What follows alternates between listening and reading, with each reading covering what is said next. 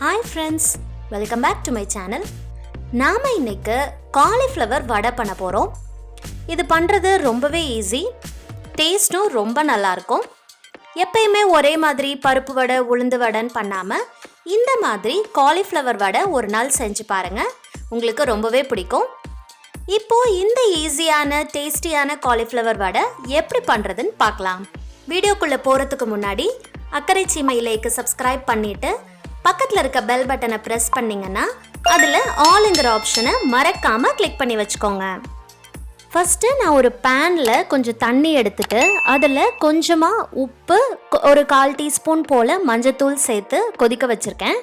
இதில் ஒரு காலிஃப்ளவரை சின்ன சின்ன பூவாக எடுத்துட்டு அதை இதில் போட்டு ஒரு 2 நிமிஷம் நல்லா கொதிக்க விட்டுட்டு இதை வடிகட்டிட்டு பச்சை தண்ணியில் ஒரு தடவை நல்லா அலசிட்டு இதை சின்ன சின்ன பீஸாக கட் பண்ணி எடுத்துக்கலாம்.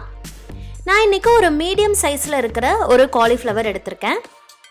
இந்த மாதிரி பொடியாக நறுக்கி வச்சுக்கலாம்.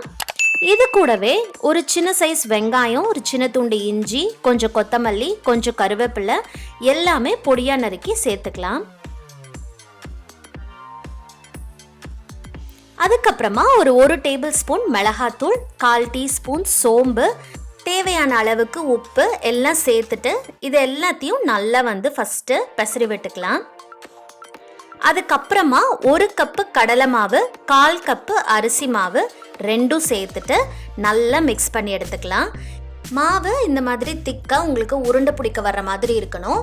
உங்களுக்கு ஒரு வேளை காலிஃப்ளவர் நிறைய தண்ணி விட்டு மாவு கொஞ்சம் தண்ணி ஆயிடுச்சுன்னா நீங்கள் இன்னும் கொஞ்சம் கடலை மாவு சேர்த்து நல்லா பிணைஞ்சு எடுத்துக்கலாம். இந்த பதத்துக்கு பிணைஞ்சு வச்சுக்கணும் மாவை.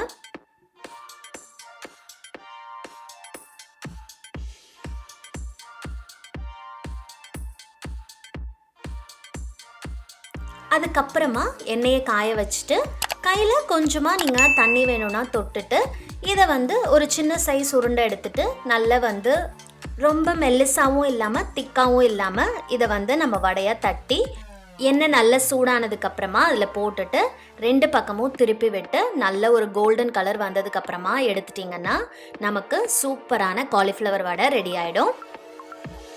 இது ஒரு 5 நிமிஷம் நீங்கள் மீடியம் ஃப்ளேம்லேயே வச்சு நல்லா வேக விடணும்.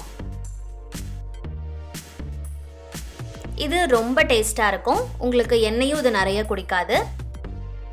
இதெல்லாரும் கண்டிப்பாக ட்ரை பண்ணி பாருங்கள்.